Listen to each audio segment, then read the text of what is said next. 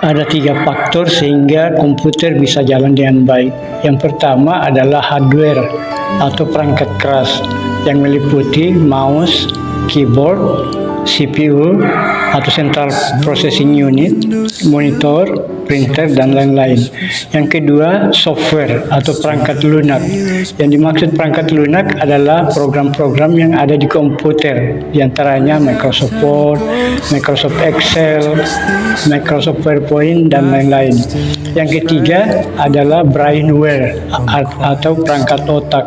Yang dimaksud perangkat otak itu adalah operator komputer, yakni orang-orang yang menjalankan komputer sehari-hari.